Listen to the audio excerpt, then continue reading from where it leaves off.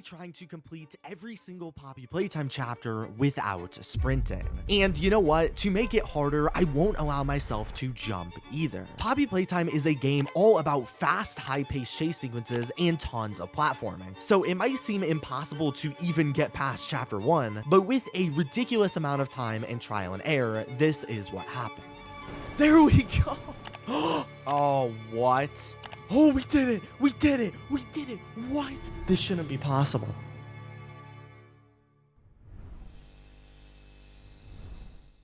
So starting off with chapter 1, thankfully things begin pretty easy. I spawned into the factory and immediately went to the gift shop to get the code on the train and entered the security room to collect my grab pack. Give me that. Then I went to the main lobby where Huggy resides, not knowing how much of a problem he was about to become in this challenge later on, and completed the electrical puzzle leading to him escaping. And there.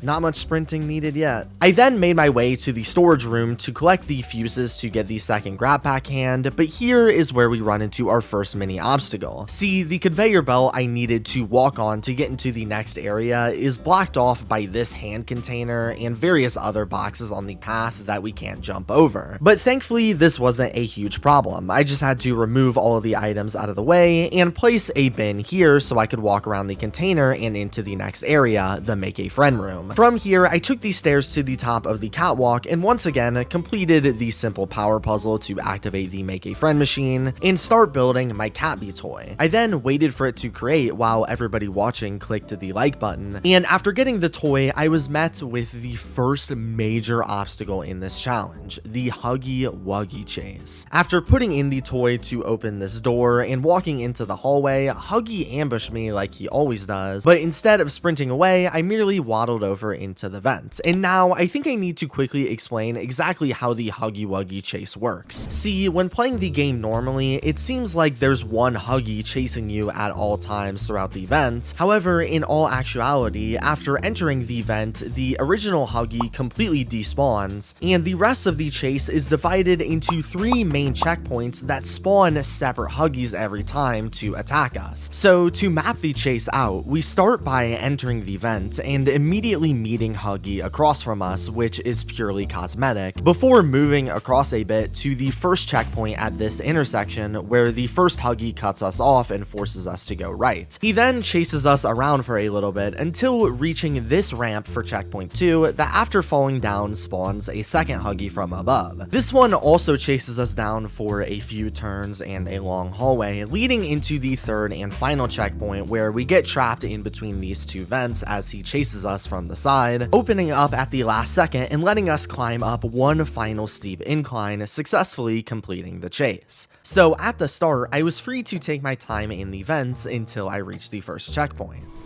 And we're pretty safe right here. He doesn't come down here. Now, the good news is that Huggy Wuggy's AI in the more recent versions of Chapter 1 was reprogrammed to adjust to the player's speed and skill. Meaning, if we were sprinting at full speed, Huggy would be going lightning fast, while if we go slower, he will slow down to keep things close no matter what. So I could simply walk past the first checkpoint and he would follow right behind me, completing it easily. But things quickly get much more difficult at the next checkpoint, as after dropping down this ramp, Huggy picks up the speed a little bit and therefore is fast enough to catch me at just a walking pace, long before I make it to the next section. Oh no. That is going to be impossible.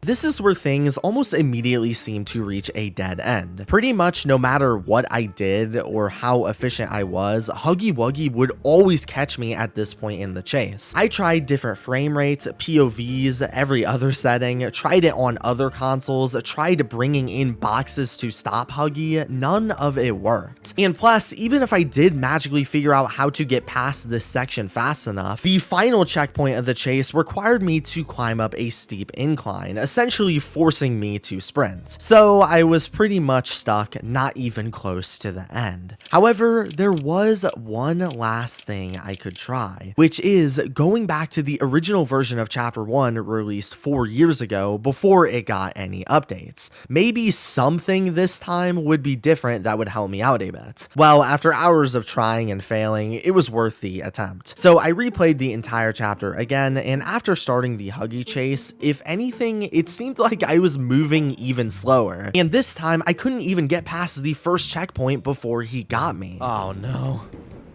He is so much faster.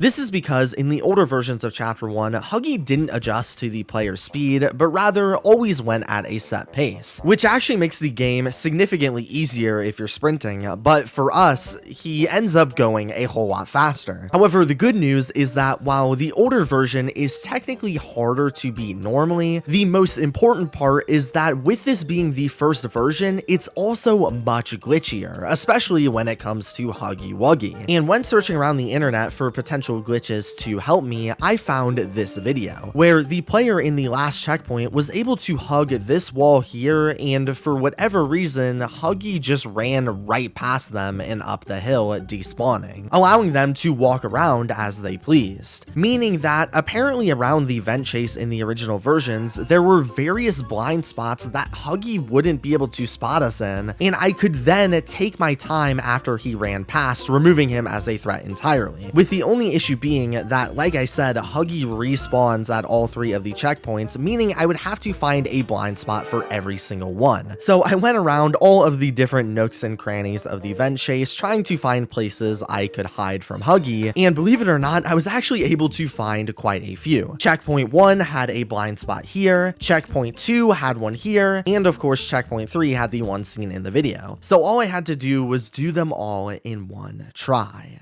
Okay, let's do this. All right, go, go, go, go, go. Okay, this Huggy can't get us. Get right here. All right, we did checkpoint number 1. Here's the next one. Go right here. All right, we did it. Checkpoint 2 is good. Okay, this is the final checkpoint. Okay, just go right here, crouch. And okay, we're good. We should be good. We just gotta go. No sprinting, no anything.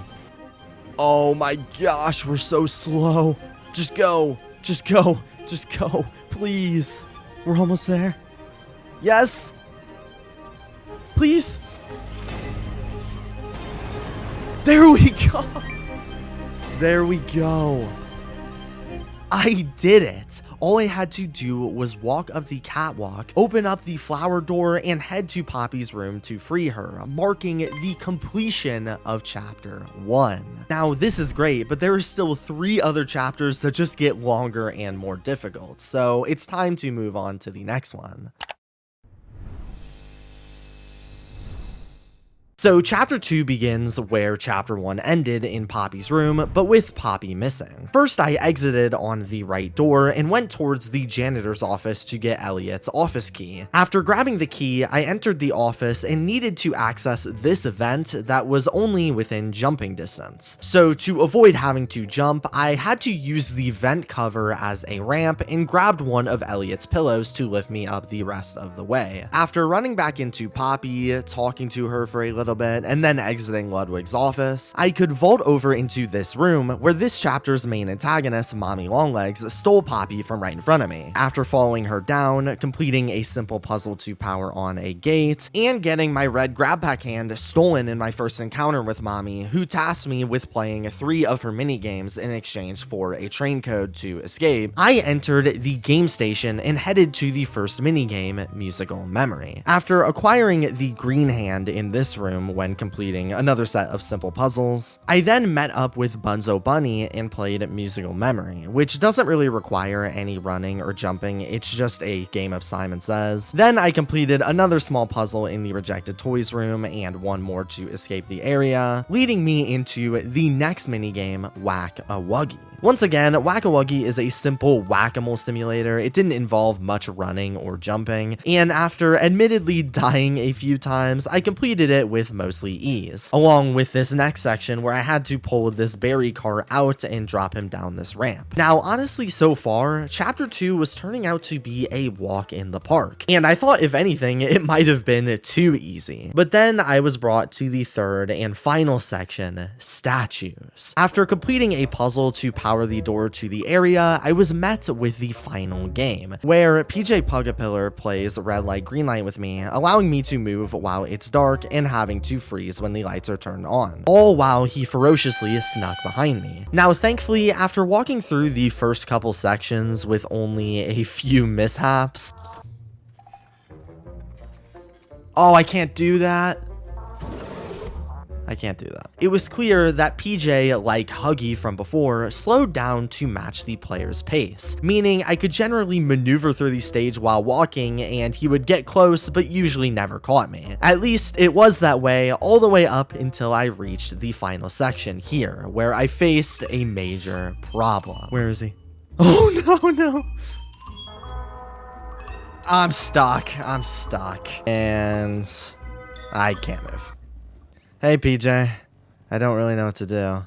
So normally in this section, the player would jump across these blocks to reach the grab pack bar here and escape. However, not being able to jump, I was forced to walk through the block pit, which wasn't just slower, but also was filled with holes that kept getting me stuck. So to get past this, I had to very carefully walk across each block, making sure to not accidentally fall into a pit and make it across that way. Okay, this path so far seems pretty safe. Come on. No pits, no pits. Oh my gosh, it's just like right there. Okay. Go, let me up. Let's go. Let's go. That was rough. After finally completing statues, I made it to the water treatment area, which seemed pretty unremarkable at first. I just changed the path to reach the left room and completed a simple puzzle to grab the Bunzo plush. But on my way back, I realized the only way to return was to jump up onto this platform here. And so after trying a couple things, like dragging this Cat B cardboard cutout out there to potentially use as a ramp, I saw these little empty boxes that I could use as steps to get on top of the platform as long as I didn't drop them. No. No. Yes. No. Come on. There we go. Then I could complete the rest of the water treatment and the following simple power puzzle after it, which led up to perhaps the scariest part, the Mommy Longlegs chase. We saw how much of a pain Huggy was, so let's see what happens. First, I encountered Mommy by grabbing up here, and she started counting down from 10. Thankfully, quickly walking down the stairs was fast enough for her to not find me once she reached 0. The first obstacle I had in this section was here, where in order to reach the next area, I needed to get through this hole that required me to jump. To get around this, I took some barrels from the bottom of the staircase and stacked them so I could get on top of the rail. And using the rail, I could crouch walk all the way to the hole and enter it that way. Afterward, there was a second hole which I could enter by simply walking across the pipes back and forth. And finally, there was a conveyor belt here that I needed to ride, and to get on top of it, I just had to remove the boxes on the right to climb up that way. Next, I completed the color wire puzzle as normal and progressed on before having my first real encounter with Mommy. All right, go. Come on. Go. No. Now, if you didn't know, you're supposed to grapple back up here to avoid Mommy, and it was definitely possible even if close, but thankfully the devs threw me a bone because after I died here, I spawned with the section already completed. Oh, okay. Well, that makes that easier. Next, after opening this room, Mommy Longlegs jumped me once again and forced me into this chamber that thankfully I could reach before she got to me, and after moving further, I made it to this elevator that after pulling spawns Mommy Longlegs and begins the final part of the chase. But I was able to give myself a little bit of a head start by grabbing the lever, walking as far away as I could, and then pulling it there. So from here, all I had to do was escape. Please. Get down. Go, go, go, go, go. No, no, no, no, no, no. I forgot how scary this chase is, especially when you can't run. Quick! Quicker! Okay, we're good. We're good. We're good.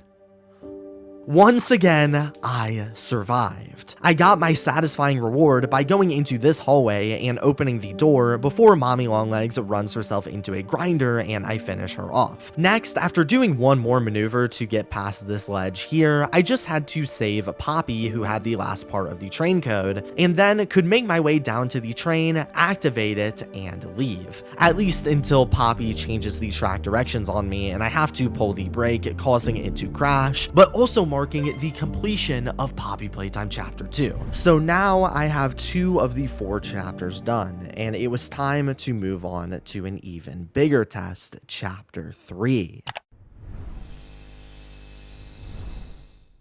So going into Chapter 3, I was feeling pretty good and especially confident. I'm having the Poppy Playtime G Fuel right now, which you can get using code SHEEP down in the description. Alright, Chapter 3, let's do it. However, the second the chapter started, I was immediately met with some major issues. First off, after Catnap drops me into the garbage area after the train crash for the opening scene, everything immediately starts closing in and I have to quickly escape. However, the ramp to get up is placed in a weird way that makes it really hard to reach without jumping. Thankfully though, this wasn't a big deal, as if I waited for the area to compress some more, the trash inside would help lift me up. Maybe once this squeezes closer, I can get up here. Come on. There we go. There we go. Okay, that works. What was a big deal is that right after this room, I completely forgot that Chapter 3 starts with multiple parkour sequences involving these pistons. And not being able to jump or even sprint, this was a huge problem. The first sequence here involves multiple pistons going up and down that the player normally needs to climb to the end of the room to reach this area right here, which at first, to be honest, I thought was going to be completely impossible. I mean, how could I climb up the pistons if I couldn't jump or even sprint? However, by some crazy stroke of luck, I realized that I could skip most of the parkour sequence entirely by starting at the entrance of the room here all the way onto this blue piston. After doing that, I could go backwards onto this piston that would eventually lift up and I could use to get on this railing that I could then follow and successfully reach the exit. Let's go. Oh, I was so scared that was going to be it, which was certainly great, but looking back, this part was a piece of cake compared to the next section that comes directly after this, where in this room, various sets of pistons go up and down into the red smoke that kills the player when touched, normally requiring the player to quickly parkour over the pistons before they dropped down. Now, the first part of this section is thankfully pretty easy. I just needed to walk up this rail, wait for the pistons to rise, and as they're rising, walk onto them. Plus, as a bonus, their close proximity let me move across each one without having to jump. But then, to cross the last 4 pistons, things are much more difficult, as they are further apart this time around, meaning I couldn't just walk between them and would have to reach each one separately. But then, without jumping or sprinting, how could I do this? Well, to get past the first piston, the solution is to completely completely skip it and go on to the second piston by again waiting for it to fall and catching it while it's rising, with the only problem being that the timing is pretty specific and is hard to do consistently. But then once I reach here to get to the third piston, things are a bit more complex. See, after hugging the wall a bit to maybe find somewhere I could use to help me progress, I found that the bottom of this pipe near the floor could actually be stood on, giving me a safe place right next to the piston. Then in theory, I could walk onto it while it's on its way back up and then move through the rest of the parkour simple enough. Except being so close to the red smoke at the bottom, if I wasn't as much as perfect with the timing, I would touch it and die, restarting this entire section. So I literally had no room for error here, and this is after completing every other part in succession. I tried doing this for so long, death after death after death. But then after a half hour or so of just trying to get this one jump, something finally clicked. Nice. Down into the pipes. Let's go. Get over here. Come on, please, please. Let's go. Let's go. Let's go. I was ecstatic, and all I needed to do was grab this platform by the vent and swing over out of the parkour. Can I get over here? No. Oh no. Except, of course, there was a gap between the two platforms.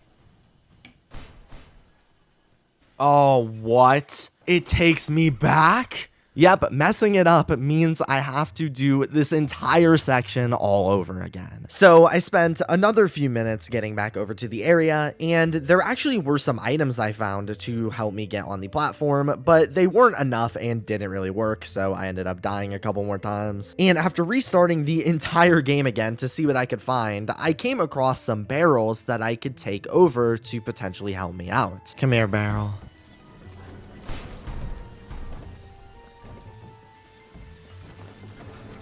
Okay, you stay right there. Let's go. Let's go. Let's go. I need this barrel. Okay.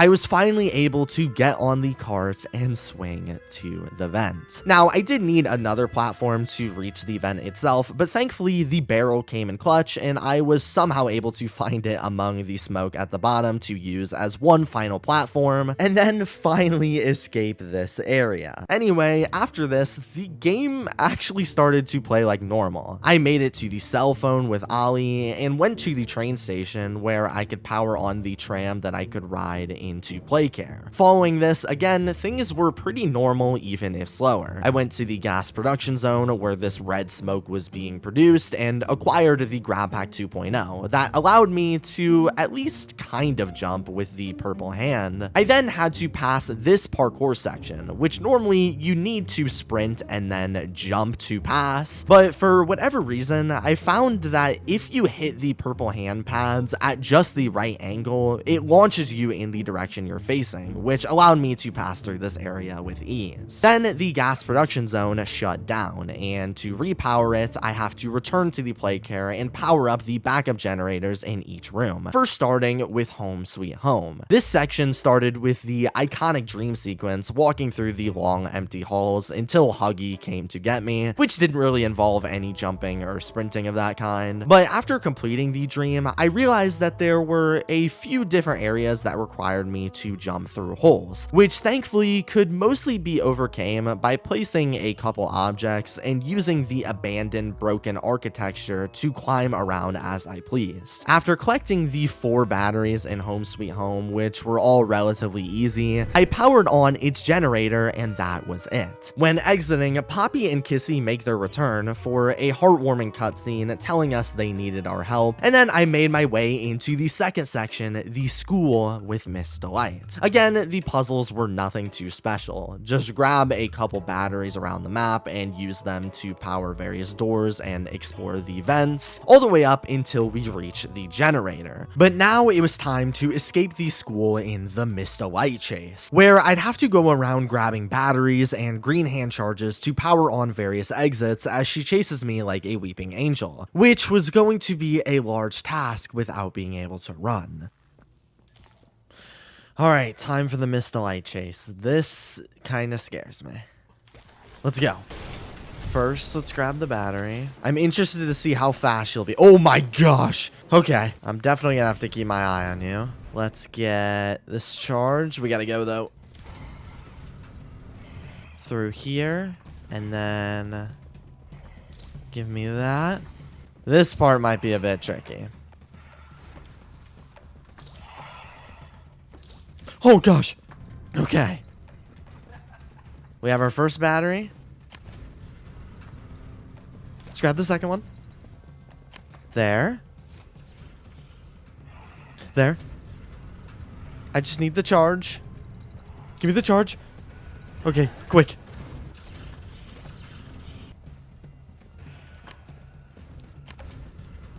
Just go. Hopefully I can do this part. Oh gosh. Okay, she's pretty slow. Just pull the lever. And we did it.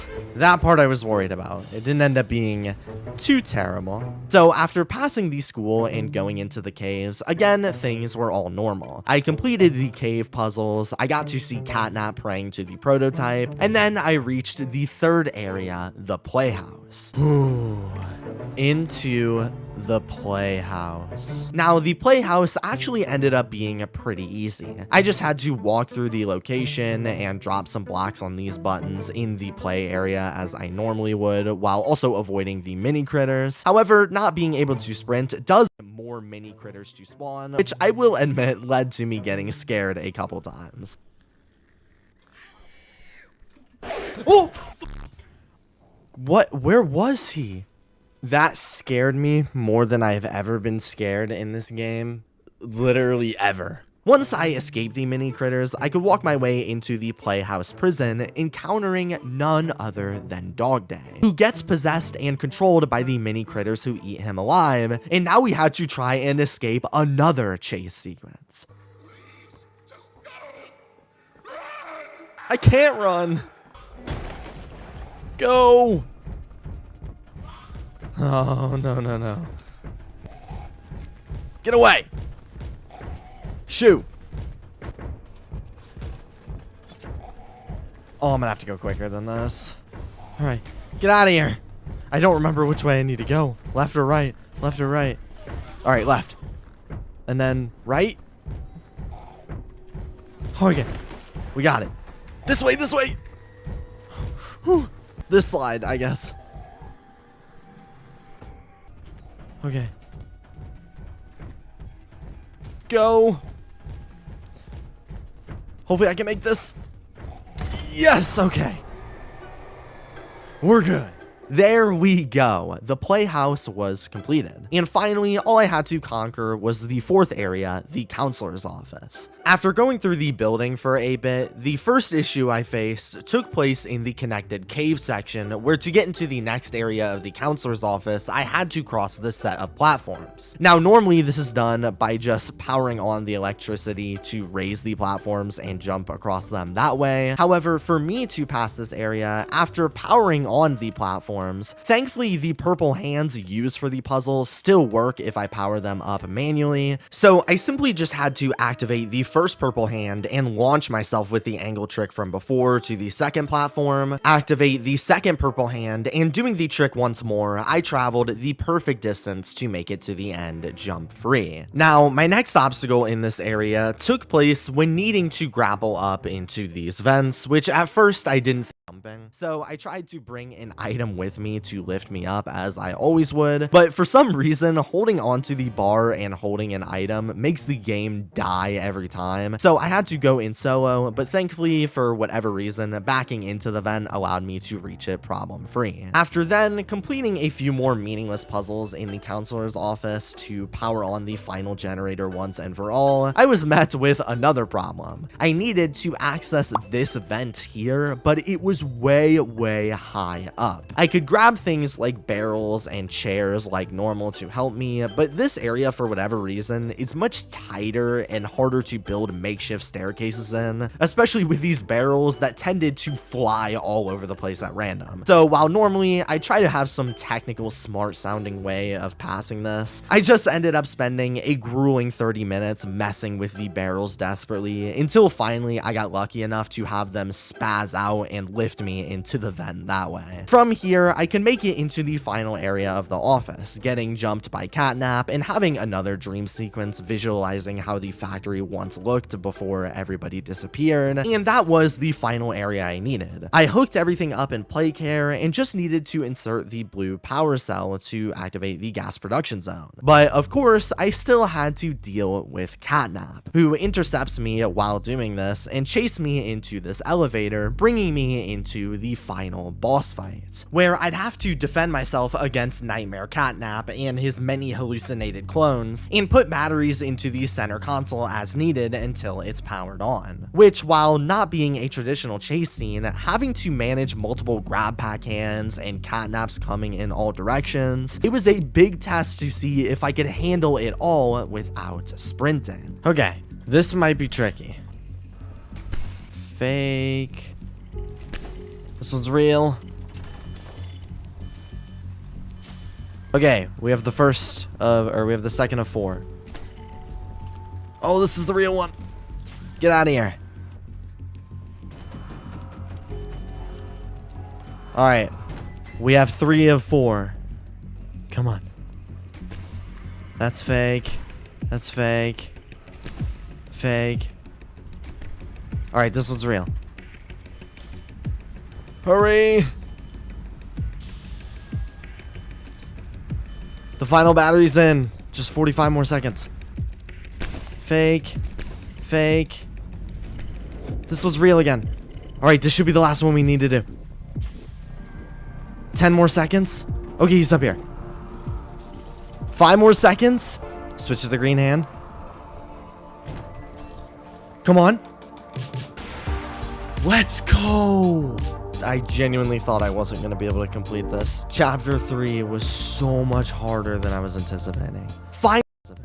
Finally, it was done. Catnap was killed by the prototype, and I could repower the gas production zone, following Poppy into this lift, lowering us into Chapter 4, and somehow, without sprinting or even jumping, successfully completing the 3rd chapter in the game. Now, I'm shocked it's even been possible up until this point, but I'm still left with the longest and biggest challenge of them all, Chapter 4.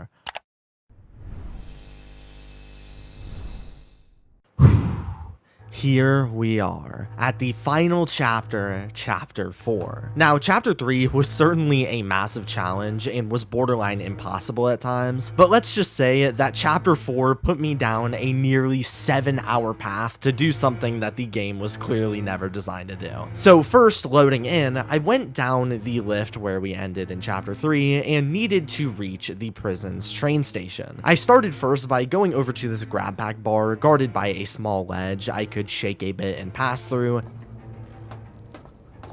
Okay, there we go.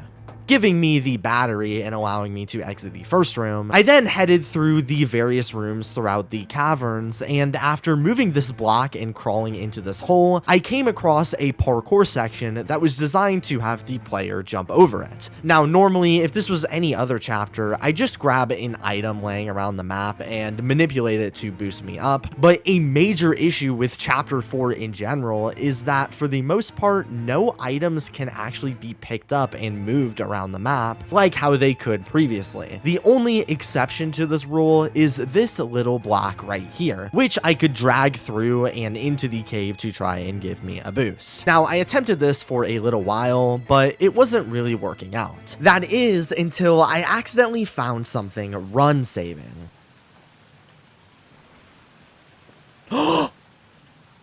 There we go!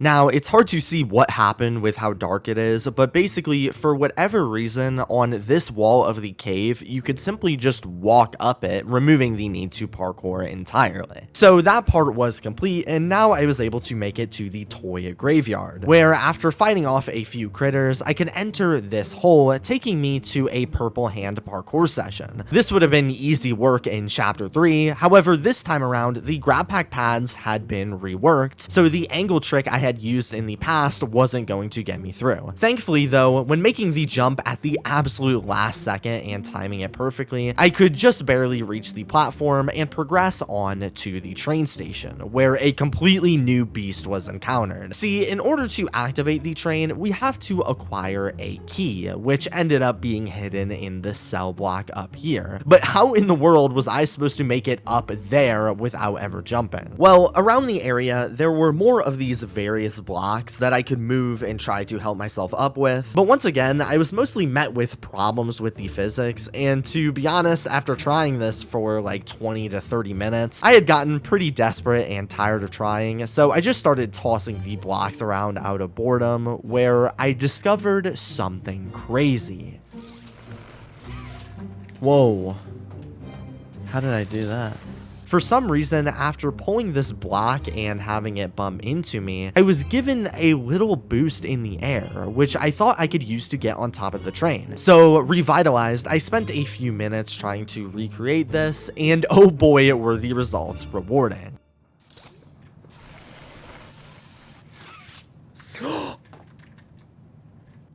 What?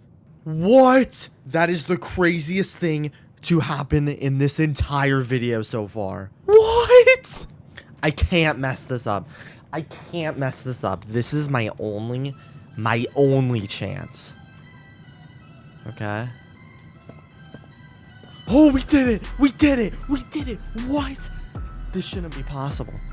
I had done it, and I was able to collect the key. I then could power up the train and make my way into the prison. Now, at first, the prison seemed to be going pretty well. First, I escaped the cell I was in and went downstairs to collect the red grab pack hand, which caused this little fight scene with the nightmare critters that was honestly pretty rough without being able to sprint. Oh my gosh. Okay. Holy crap. But thankfully, the game was pretty forgiving and I could complete it on my first try. There we go. Thank you.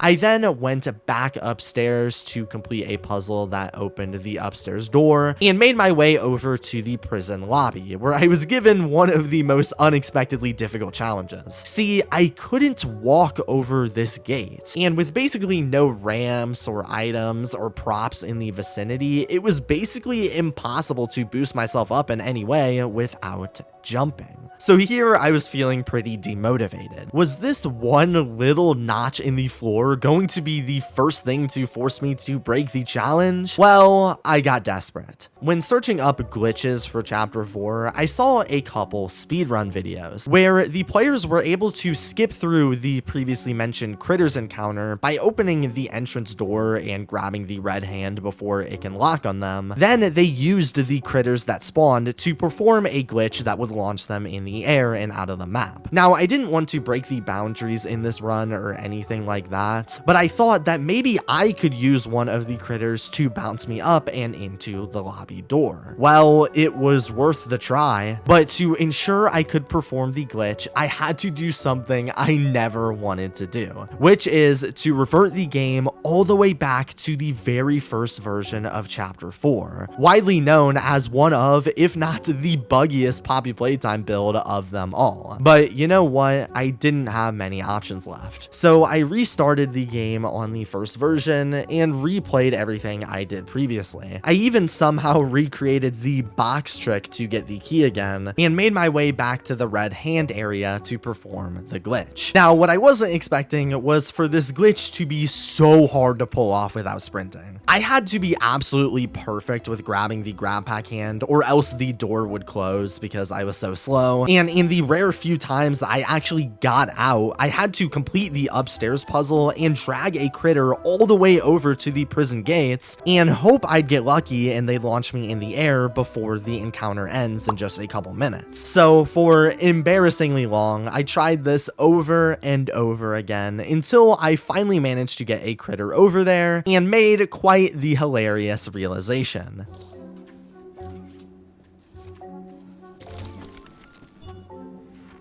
Go. Please go. Please work.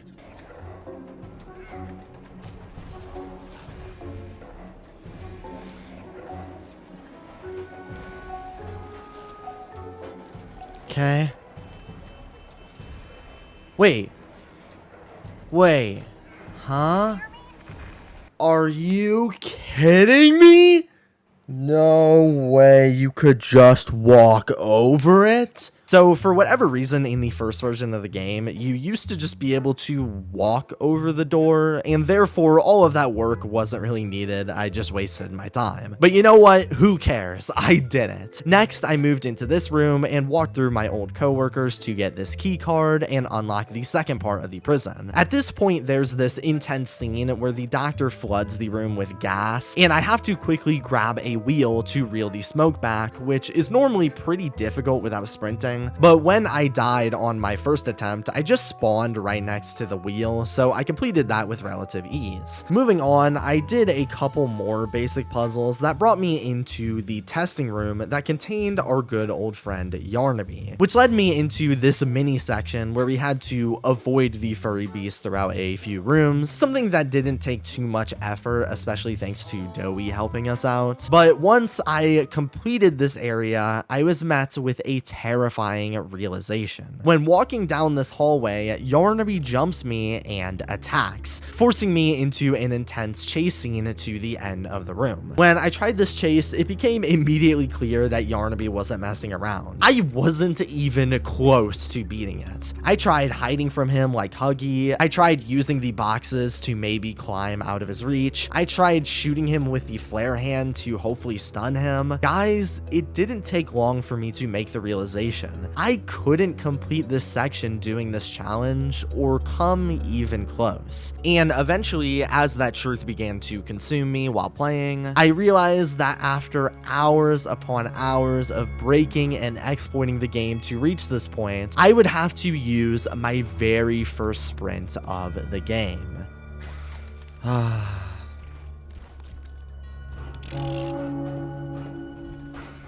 I was really upset about this. To come so far only to fail right here genuinely kind of hurt a little bit. But regardless, I didn't stop here. There were so many other challenges to come ahead, so the least I could do is say I tried my best and move on with as little dead ends as possible. Sadly, things only got more devastating as after meeting up with Dowie and walking over towards Safe Haven, I was given another parkour scene that this time, after passing through 90% of it, the last two jumps over here, no matter what I did, put me at another dead end, forcing me to use my first two jumps as well. Now this sucked, but from here, things ended up getting a bit better. I reached the Safe Haven with no problems, and after being tasked to kill the doctor and steal his Omni Hand, which was needed to repair their generator that was failing, I made my way to his headquarters, only to be stopped by the monster that ruined my run, Yarnaby. He chased me down this path and into this mini encounter where I needed to grab a key card and escape from him. But remember when I told you guys that I had to go back to the first version of the game, which I really didn't want to do? Well, that's because since then, they've released half a dozen patches fixing various bugs and most importantly, fixing Yarnaby, whose AI in this part specifically was completely broken on launch and made playing the game basically impossible. But now Now, I had to try it without sprinting. I went into this room to pull the lever, redirected the wiring to open this room which contained a key card, and after continuously getting caught by Yarnaby despite me being inside of a hiding spot, because if you didn't know, those basically do nothing in this version, eventually the glitches played in my favor as Yarnaby got stuck over here and I could make my way onto the conveyor belt. But oh boy, that was just an appetizer, as this conveyor belt brought me to the true Yarnaby boss fight, No Man's Land. To complete this section, first I needed to locate 3 blue hand scanners and scan them all without Yarnaby catching me, which in the older versions is extremely difficult because Yarnaby had much more of a tendency to camp me, and also, as I mentioned, half the time the hiding spots literally just don't work. Hey Yarnaby. Okay, well, don't get me. No way. This game's so broken. Oh. Now, as annoying and RNG as this was, especially since I couldn't run, after a few tries and losing a little bit of sanity, I managed to get the first one. Come on. Okay, go, go, go. The second one, I don't know where he's at. That one's done. And last but not least, the third one. He's kind of just staying there right now. Come on. Done. We got it powered on.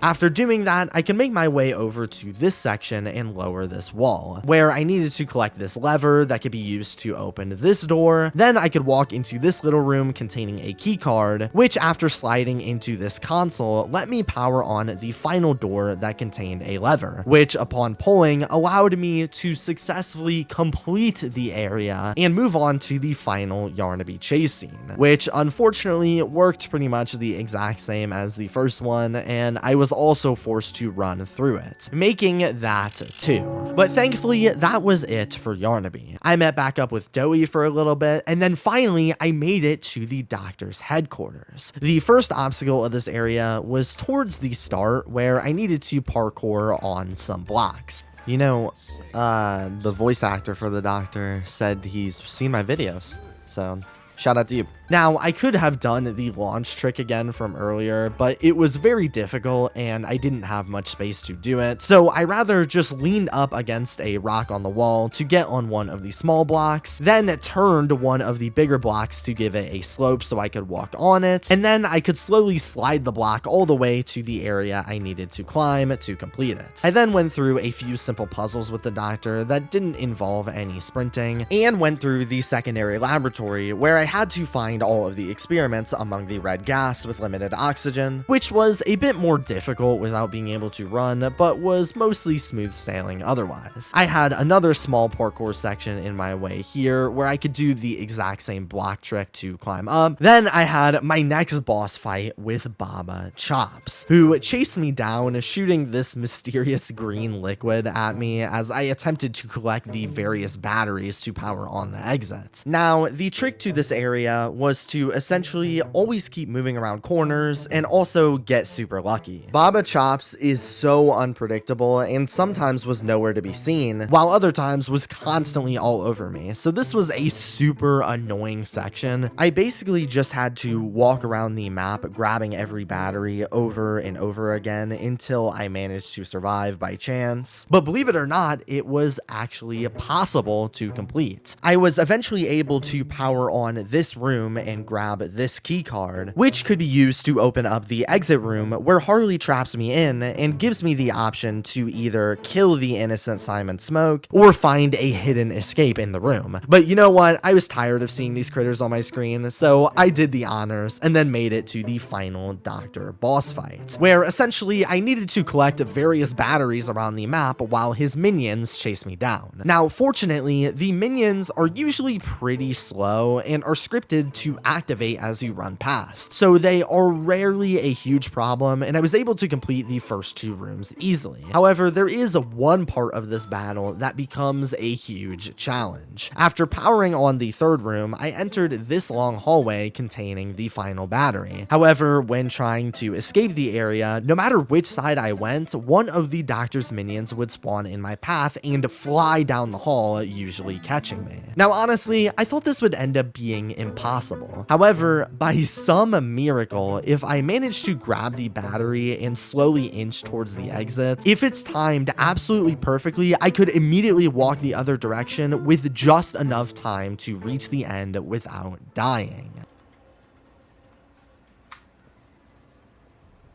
Come on. Come on. Come on. Oh, I did it! I did it! Oh, I did it! Oh my gosh! Oh my gosh. Okay, I did not think that was gonna end up being possible.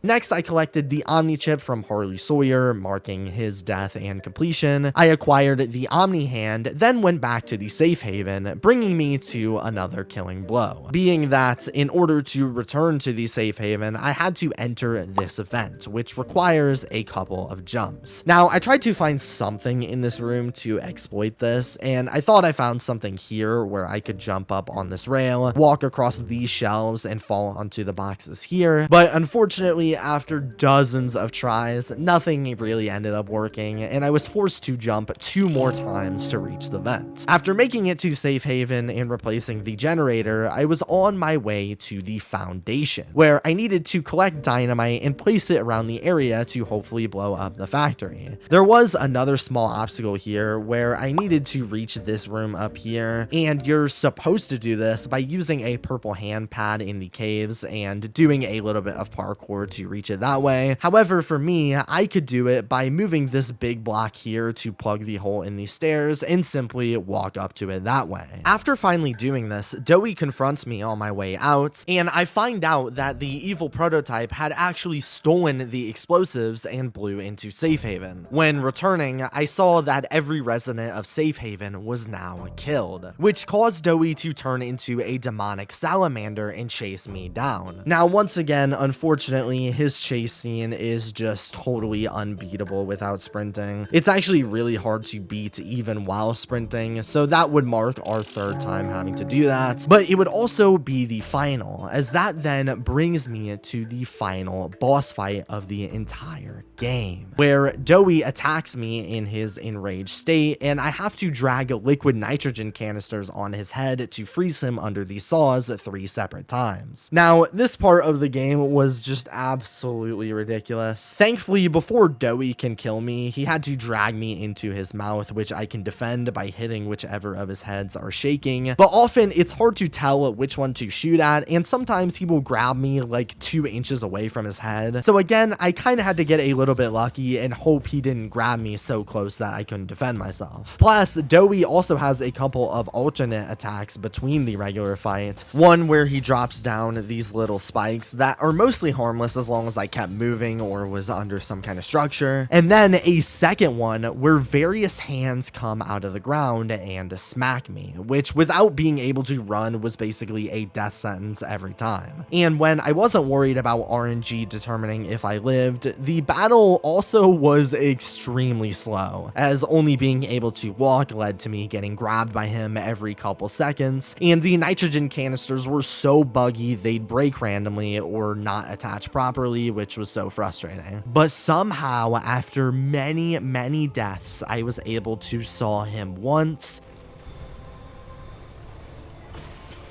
saw him twice. Okay, that's 2. And was able to finish the job once and for all. Come on, this is it. This is it. Come on. Come on. Let's go. Let's go. Let's go. Oh my gosh, that was so infuriating. This was it. I headed over to the exit, causing him to attack one more time, but simply crushing him finished the job, and I could head over to the vent with Poppy and Kissy. The prototype then used our explosives to blow up the area, dropping me into the final location in the entire game, the labs, where I could then head over to the entrance, power up the door, and walk in. The final room of Poppy Playtime. I watched the final cutscene, concluding with the return of Huggy Wuggy as the screen cuts to black, officially marking the end of the game. And so that officially answers the question: can you beat Poppy Playtime without sprinting or jumping? Well, for chapters 1, 2, and 3, actually yes. But as for chapter 4, while you mostly can, the game did unfortunately force me to sprint 3 times, during both of the Yarnaby chases and the Doughy one, along with having to jump 4 times, twice during the parkour outside of Safe Haven, and 2 more times to get into the Safe Haven vent. But outside of those small mini areas, even though it wasn't perfect, it turns out the game can be manipulated in a ton of unique ways to do something that I don't think anybody thought was possible. And who knows, maybe someday people much smarter than me could figure out a way to pass these sections with exploits I didn't ever think about. I don't know, but if you guys enjoyed, please make sure to subscribe. I've never done a video like this before. Hopefully it came out okay. But if you want more like it, let me know.